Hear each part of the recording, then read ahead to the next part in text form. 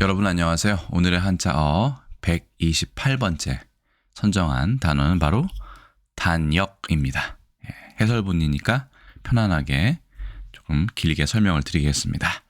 간단한 버전을 원하시는 분들은 간략본을 참조해 주시기 바랍니다.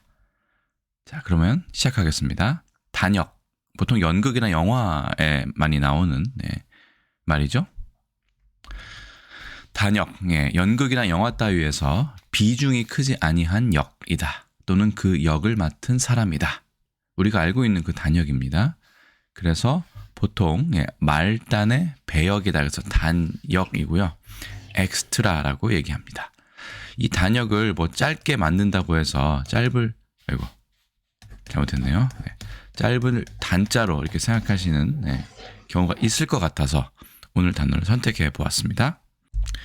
사실은 짧을 단자가 아니라 이 끝 단자라고 하죠. 보통 말단이다 할 때 그 단자를 쓴다는 사실을 일단 오늘은 참고해 주시면 좋을 것 같습니다. 끝에 있는 역할의 뜻이죠. 주연이 아니라. 자, 그러면 예전 자료를 한번 보시겠습니다. 자, 1962년 동아일보네요. 단역도 밑거름으로 KV에 발굴된 전경자 씨의 이야기입니다. 예전 역시 62년도 신문이기 때문에 한자가 그대로 나와 있습니다. 예전에는 한자를 모르면 신문도 보지 못하는 그런 어떻게 보면 좀 불공정한 그런 문화였다고 할 수 있겠죠. 자, 단역입니다. 다음 1966년 동아일보입니다. 단역 100편 출연에 문미봉 씨, 온갖 신고. 이 신고라는 표현도 예전엔 자주 썼었는데 요즘에는 거의 쓰이지 않는 것으로 알고 있습니다. 그렇죠? 신고 이겨내기 7년째. 어릴 때 꾸민 대스타로. 자, 이거는 매진이죠, 매진. 이게 도금을 틀리기가 쉬운데 많이 아니라 이게 매자입니다. 중국에서는 이렇게도 쓰죠. 자, 그렇습니다. 매진. 자, 그래서 단역이란 표현 여기서 나왔고요. 다음 보시겠습니다. 예전 신문이 이 컬러가 거의 없는데 86년의 경향신문만 해도 컬러면이 있었던 모양입니다. 단역이었지만 큰 애착 막 내린 MTV, MBC 같은데요. 첫사랑 병식역, 그죠? 김주승 씨 이렇게 되어 있네요. 연기 생활 전환점 댁에 최선 다했죠 이렇게 되어 있네요. 그렇습니다. 단역이라는 표현이 다 이렇게 정확히 표현되었음을 알 수 있습니다. 끝 단자 같은 경우는 제가 지난 영상에도 너무나 자주 설명을 드렸기 때문에 이번에는 그냥 넘어가도록 하겠습니다. 다만 이 끝 단자라는 말이 끝이란 뜻도 있고 단정하다, 올바르다, 올곧다 이런 뜻으로 나뉘어서 활용된다는 점은 알고 계시는 게 좋을 것 같고요. 끝 단자, 단역처럼 끝 단자로 활용되는 단어를 좀 골라보면 이렇습니다. 네, 이거고요. 이것도 단초도 그렇네요. 실말이니까요. 단서도 그렇고, 단호도 그렇네요. 끝이니까요. 여기 단하, 단정 같은 경우는 이제 올바르다의 뜻이고요. 이 단도 다른 끝, 그렇죠?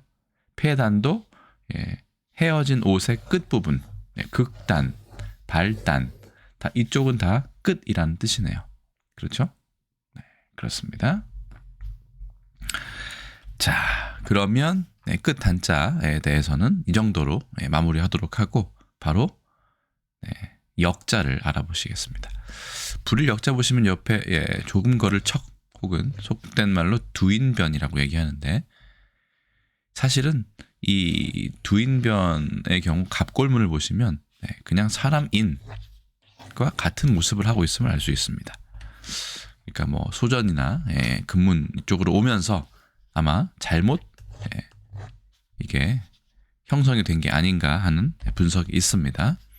그래서 지금은 조금거를 척이지만 원래는 사람인 변이었다.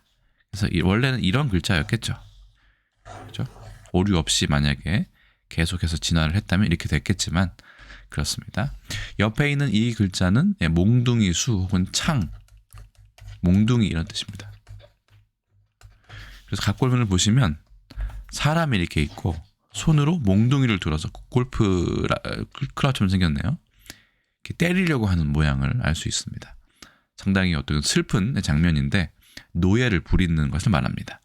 그래서 그냥을 부리는 것이 아니라 노예를 부리다의 뜻이었지만 지금은 그냥 그래도 비슷하네요. 부릴 역자입니다. 그래서 노예를 부리는 모습에서 출발했다. 손이 있고 여기에 골프 클럽 같은 게 있죠. 여기는 사람이 이렇게 있고요. 그런 글자로 보시면 됩니다. 자, 어떤 단어가 있는지 보겠습니다. 역할. 역할 같은 경우는 일본에서 자주 쓰이는 말이긴 한데 일본 한자 영향을 받지 않았을까 생각이 듭니다만, 그렇죠? 야끄와리라고 해서 어쨌든 우리도 자주 쓰이기 때문에 그냥 일본어의 잔재라고 생각하는 사람은 별로 없는 것 같습니다. 그래서 역할이라고 하면 나누어서 한 그런 담당해서 나누기 뭐 이 정도로 하면 될 것 같고요. 영화나 연극 따위에서 배우가 맡아서 하는 소임, 자기가 마땅히 해야 할 맡은 바 직책이나 임무 이렇게 되어 있습니다. 요즘에 쓰이지 않는 표현 중에 이 역군이라는 표현이 있습니다. 역군, 뭐 산업의 역군이다. 그렇죠? 여기서 군자는 그냥 사람 혹은 남자를 생각하시면 될 것 같습니다. 일정한 부문에서 중요한 역할을 하는 일꾼. 일꾼할 때 군자가 이거일 수도 있겠다는 생각이 들어요. 그렇죠? 산업의 역군이다. 뭐 할 때 불임을 받는 사람 이렇게 할 때도 씁니다. 자, 그렇고요. 역사. 이거 같은 경우는 역사적으로 또 토목이나 건축의 큰 공사를 보통 역사라고 얘기하는데요.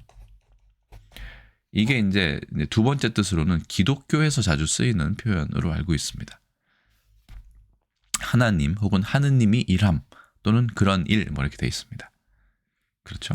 이거는 제가 자세히는 알지 못하기 때문에 그냥 설명이 이런 게 있다 정도로만 말씀드리겠습니다. 원래는 큰 공사를 하다, 뭐 공사 뭐 이 정도의 뜻으로 알고 있습니다. 다음 사역. 사역이란 말은 요즘도 군대에서 쓰이는지 모르겠습니다만 군대에서 자주 쓰였고요. 예전에. 그리고 뭐 동사 중에 사역 동사라고 하는 경우 있죠. 사람을 부리어 일을 시킨다. 그렇죠? 또는 시킴을 받아 어떤 작업을 한다. 사역. 여러 가지 사역이 많았습니다. 뭐 취사장 사역이라든가 아니면 뭐 저 연병장 사역이라든가 뭐 여러 가지 사역이 있었는데 그러게요. 어쨌든 억지로 일을 시켜서 하는 것을 말합니다. 그렇죠? 그 다음에 징역입니다. 징역. 이것은 죄인을 교도소에 가두어 노동을 시키는 형벌입니다.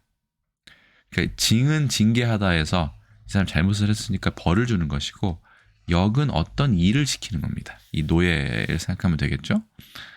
그래서 죄인을 교도소에 가두는 것과 동시에 반성을 하라는 의미에서 역을 시키는 거죠. 노역을. 그래서 일도 해야 되는 겁니다. 수감이 돼서 일도 해야 하는 것이 보통 징역이죠. 보통은 징역을 많이 받고요. 참고로 예전에 설명을 한번 드린 적이 있는데 금고형이 있습니다. 금고는 그 말 금자 쓰고요. 이게 이제 수갑을 착고 같은 걸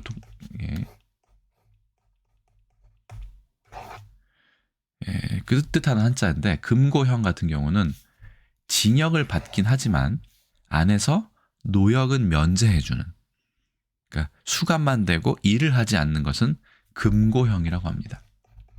가끔 징역이 아니라 금고형 뭐 몇 년, 몇 월에 처한다 뭐 이런 판결이 날 때가 있습니다. 그래서 징역과 금고형은 서로 좀 차이가 있다. 이 부분을 아시면 될 것 같고요. 다음 병역입니다. 대한민국 남성에게는 현재 그죠? 병역의 의무가 있죠. 국민으로서 수행하여야 하는 국가에 대한 군사적인 의무, 그죠? 병과에서 부역하다 이렇게 하면 되겠습니다. 다음 부역입니다. 부역하다 할 때가 나왔었는데 국가나 공공단체가 특정한 공익사업을 위하여 보수 없이 국민에게 의무적으로 책임을 지우는 노역. 사실은 병역은 예전에 거의 그 보수 없이 거의 이 노역을 했었죠. 근데 요즘에는 그래도 보수 체계가 조금 정상화된 느낌이 듭니다만 어쨌든 대한민국 남성이면 이제 지금 병역 의무가 있고 그것을 하는 것을 부역이라고 합니다. 뭐 줄 부자라고 생각해도 되고요. 이게 보통 세금이나 노역을 보통 뜻하기도 합니다. 그렇죠? 부 자체가 이 조세할 때 조는 이제 조세 같은 경우는 다 곡식을 국가에 내는 거고요. 부 같은 경우는 부역을 그러니까 어떤 노동력을 제공하는 것을 말합니다. 줄 부자도 되죠. 이게 재물이기도 하고요. 네, 어쨌든 이 부나 어쨌든 이 뭐 세나 그렇죠? 조나 뭐 세나 다 마찬가지로 국가에 무언가 일정한 물품을 곡식이나 어떤 것들을 내는 것을 말합니다.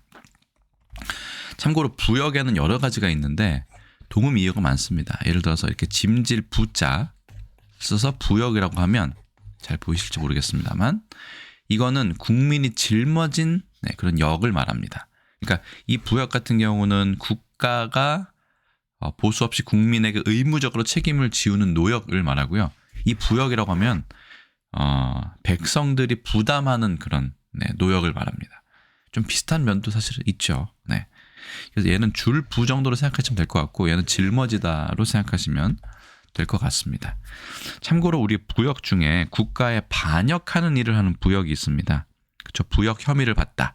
일제에 부역하다 할 때 부역은 전혀 다른 한자를 씁니다. 그렇죠? 이 부자에다가 거스를 역자를 쓰는 부역을 씁니다.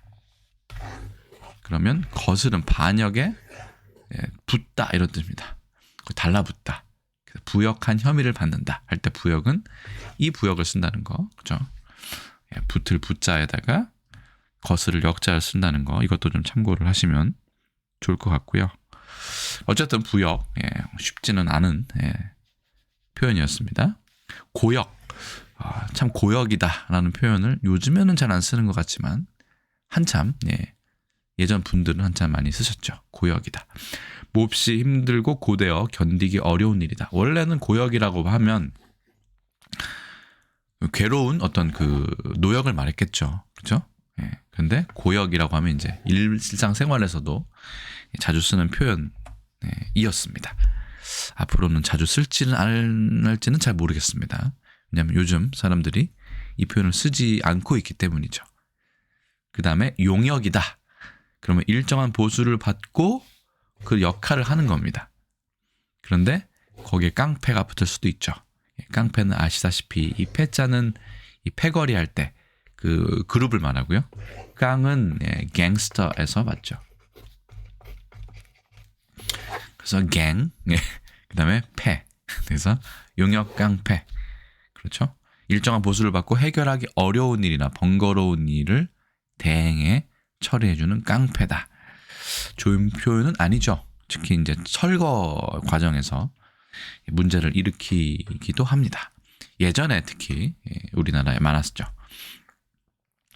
그 다음 보시겠습니다. 그 다음 보시면 전역이 있습니다. 전역. 발음은 전역이죠. 죄송합니다. 이 전역 같은 경우는 이게 구를 전자죠. 그래서 전환이 됩니다. 역이. 그래서 원래는 병역이 있다가 육군이든 뭐 전투 경찰이든 의경이든 해군이든 뭐 역이 있었는데 그게 뭘로 바뀌죠? 예비역으로 바뀝니다. 군역에서 예비역으로 전환되기 때문에 전역이라고 합니다. 밑에 설명을 볼까요? 국어사전을 보면 군에서 현재까지 복무하던 역종에서 다른 종으로 바뀜. 다른 종이라는 거는 대부분은 제대를 하기 때문에 제대도 마찬가지입니다. 그 군대에서 제거가 되는 거죠. 없애지는 겁니다. 제적할 때. 그렇죠. 이게 제대입니다. 제대.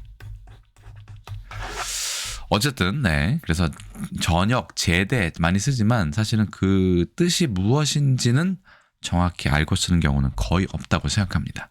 그래서 역종이 전환된다. 전역. 뭐 하역이라는 표현도 쓰죠. 이거는 항구에서도 쓰지만 공항에서도 자주 쓰이고요. 가끔은 터미널 이런 데서도 쓰이는 것 같습니다. 짐을 싣고 내리는 일. 그렇죠? 짐 하자니까요. 그 짐을 담당하는 그런 역할 혹은 노역, 하역입니다. 하역 작업 뭐 이렇게 얘기하죠. 노역. 계속 노역을 말했는데 그렇죠? 수고로울 노자입니다. 몹시 괴롭고 힘들게 일함 또는 그런 노동. 노역 중에 더 괴로운 건 고역이라고 얘기하죠. 그래서 불일 역자도 이 글자 자체도 상당히 재미있지만 실제로 활용하는 범위가 상당히 넓습니다. 그래서 불일 역자가 들어간 한자를 복습을 하시면 역할, 역군, 역사, 사역, 징역, 병역, 부역, 고역, 용역, 깡패, 전역, 하역, 노역. 네, 로자지만 두음법칙으로 노가 되죠. 이런 것들을 제가 선정해 보았습니다. 불일 역자는 3급에 배정되어 있고 상당히 자주 쓰이는 한자다. 라는 사실을 기억하시면 되겠습니다. 그래서 단역이라는 표현을 한중일 3국에서는 어떻게 쓰는지 한번 살펴보았습니다. 그랬더니 일단은 일본에서는 그대로 쓰입니다. 그렇죠? 단역. 근데 이거를 탄으로 읽지 않고 하로 읽는 것이 특이했습니다. 하야크. 그래서 단역이라고 하면 똑같이 엑스트라를 얘기하는 걸로 보이고요. 다음 중국에서 보면 이제 배역이라고 해야 될까요? 그 배역이라기보다는 이 페이쥐 같은 경우는 옆에서 곁들어서 하는, 이게 보통 밑에 나와 있지만 중국에서 각색이라고 하면 이거는 이제 역할을 말합니다. 그래서 이것은 자오라고 안 읽고 쥐에라고 읽습니다. 쥐에서. 그래서 페이쥐에 이렇게 되어 있습니다. 옆에서 곁들여서 하는 역할. 그러니까 조연 정도로 보면 되겠죠. 단역이라는 표현은 따로 없는 것 같고요. 굳이 이제 단역, 엑스트라, 조연보다도 우린 좀 더 아래로 보는 거죠. 단역을. 그러면 小角色라고 해서 작은 역할 이렇게 되어 있습니다. 재밌는 거는 이제 뿔각자가 우리는 이렇게 쓰지만 중국에서는 이거를 아래쪽으로 이렇게 내려버린다는 얘기입니다. 이게 좀 다른 점이긴 하고요. 그 다음에 단역을 이 영어로 어떻게 표현하는지 봤더니 minor role이라고 되어 있습니다. major 아니고 minor이라는 얘기죠. 그런 역할, 그렇죠? role play, 그렇죠? 이 role play가 이제 역할 게임이란 뜻인데 역할놀이. 이 게임까지 들어가면 role playing이죠. 게임에서 RPG가 되는 거죠. role playing game. 역할을 플레이하는 게임. 보통 그렇죠. 내가 기사 역할, 마법사 역할 이런 거 하는 것이 RPG니까요. 어쨌든 그렇습니다. 그래서 minor role 혹은 extra part. 엑스트라가 맞습니다. 그렇죠. 뭔가 바깥으로 나와 있는 뭐 이런 거죠. extraordinary 같은 거 하면 일반적인 것보다 바깥에 있는 이런 뜻이니까 조금은 특별하다는 뜻인데 특별하다 뜻이 아니라 좀 더 메인에서 떨어져 나와 있다. 그래서 엑스트라라고 생각하면 될 것 같습니다. 우리도 그냥 엑스트라라고 얘기하죠. 엑스트라 있고 조연 있고 주연이 있습니다. 그중 엑스트라에 속하고 이것을 한자어로는 단역이라고 표현하는 경향이 있습니다. 자, 이렇게 알아봤고요. 오늘도 좀 설명이 길어졌네요. 그래서 오늘 한자어 128번째는 단역에 대해서 알아보았습니다. 단자가 짧은 단자가 아니라 끝 단자다. 역할을 할 때 불일 역자다. 이 정도를 기억해 주시면 좋을 것 같습니다. 자, 오늘 컨텐츠는 여기까지고요. 저는 또 다음에 다른 컨텐츠로 인사드리도록 하겠습니다. 모두 시청해 주셔서 감사합니다. 여러분 안녕히 계세요.